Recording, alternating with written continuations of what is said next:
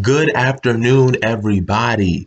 I hope everyone is having an okay New Year's Eve. I know during this pandemic it has been difficult, but I hope that you guys are surviving and making it through during this pandemic. What do you have for New Year's? What goals do you have for 2021? Do you think 2021 was better than 2020? Let me know what you think. Make sure to comment below. Make sure to subscribe to my YouTube channel. Make sure you click that notification bell so you can get notifications for each time I upload a video. Make sure to follow me on my Twitter and my Instagram. I will put those links in the description. So I've been seeing a lot on Twitter and on Instagram, people disrespecting Liberia and people really talking about Liberian history in a negative light. They often use Liberia as a justification as to why the diaspora should return to Africa or that African Americans have a superior mentality.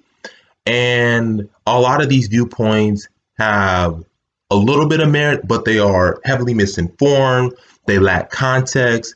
And I'm here to just debunk a couple of these key arguments. So the first argument that I've noticed is people use the phrase, the Americo-Liberians had the white man's mentality. That is number one. Although it cannot be stated that the Americo-Liberians did have a Eurocentric point of view and they did adopted a lot of Western clothing, Western ideology, they adopted American names, the similar American flag and American architecture. A lot of that doesn't have to deal with white supremacy as much as it deals with the ideology known as classical black nationalism.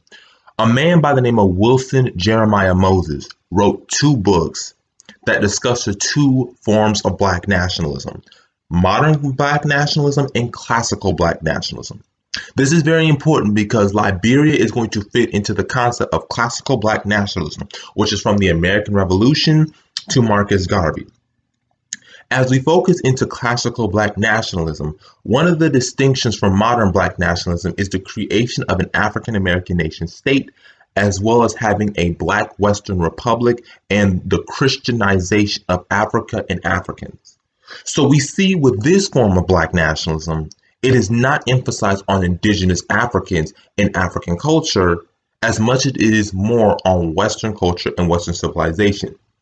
Wilson Jeremiah Moses further goes in depth in modern black nationalism, and you can also find this on a Medium article, that the primary distinction with modern black nationalism and classical black nationalism is modern black nationalism deals with the Africanization. And we see that today with Kwanzaa, adopting African names, adopting the Orishas. This comes from the modern black nationalist thinking, whereas originally, when Liberia was created, it was the classical black nationalist perspective.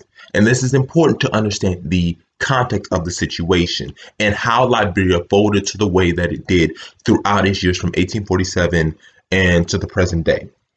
Number two, Liberia was an imperial colonial project.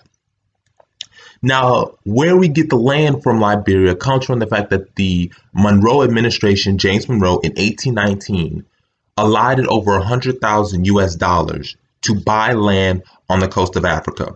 Originally, they went to Sierra Leone, but they were rejected by the British, and so they went further south into what we know today as Liberia. It was also known as the Pepper Coast, and we call where they landed at Cape Matsurato.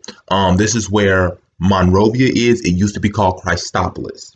But the founding of the American Colonization Society was by a man by the name of Robert Finley.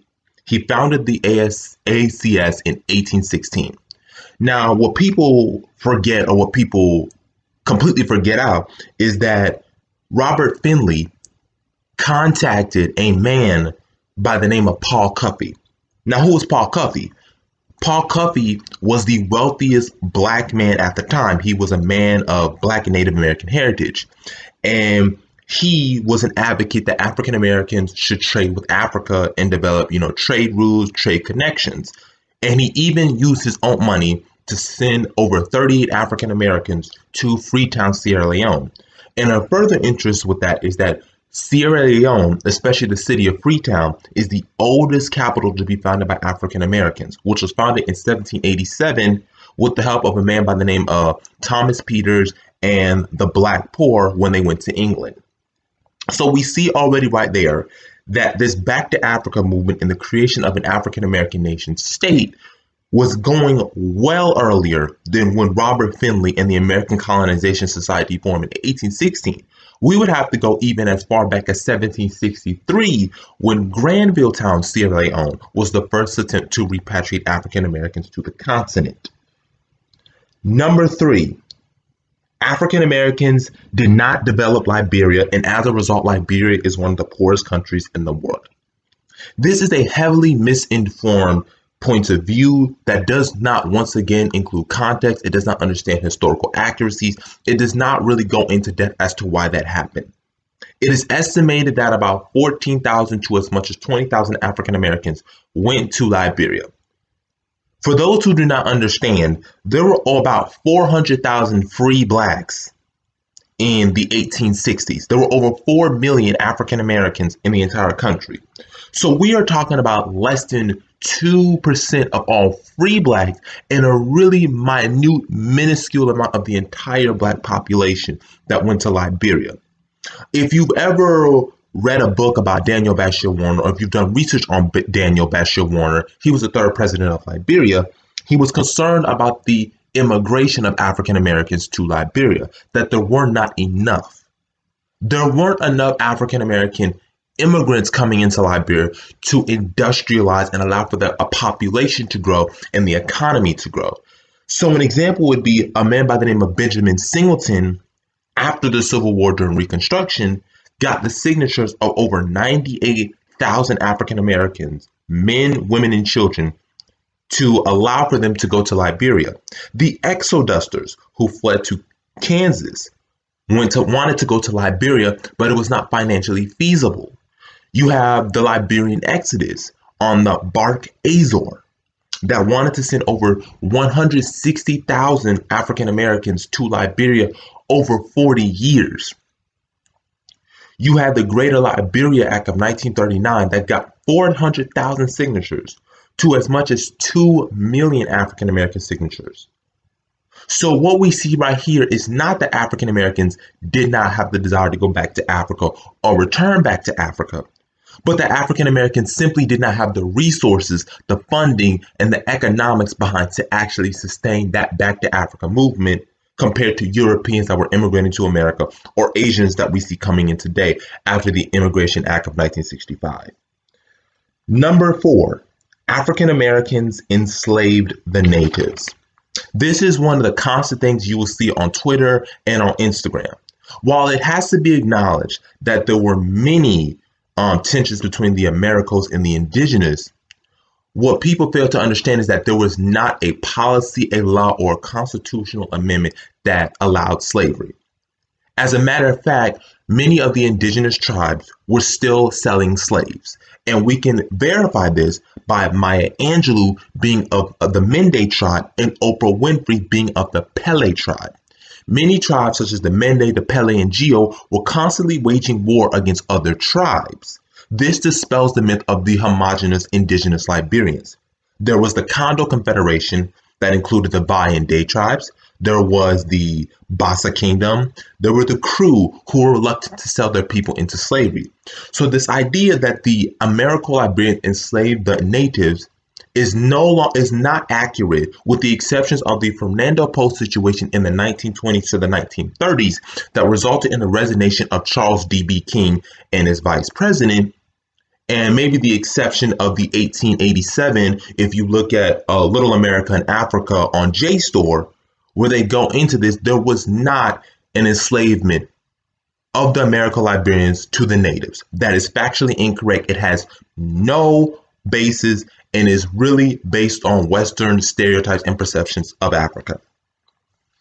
And last but not least is that African Americans don't have a claim to Liberia. African Americans have as much claim to Liberia as any other nation in this entire planet. The country of Liberia, not to be confused with the region of Liberia, was founded by African Americans. It gained its independence on 1847, and the first African American president ever, Joseph Jenkins Roberts, was elected on January 3rd, 1848. Robert Johnson, the founder of BET, created a hotel resort, the RLJ Hotel Resort in Liberia, for the purposes of investing in Liberia. And he even writ and said that African Americans should have a close connection to Liberia the way that Jews look at Israel. I will be creating a further series to debunk these myths of Liberian history and to correct the narrative, to bridge the gap between African Americans and Liberians. African Americans and Liberians have a continuous struggle and similar bond. We have faced racism, colonialism, the scramble for Africa, and we survived. Make sure you like the video. Down below, I will have some of the research that I've done. I will have some links in the description, access to some books. They also give you a preview on Google. So if you would like to look at some of the previews, go ahead and do that. If you let me know what you think. If you are a Liberian, what did you think about it? Was it something that I said that you never heard about? Is it something that interests you? Would you like to come on? Would you like to have a discussion about this? Let me know so that we can further bridge this connection that we have together.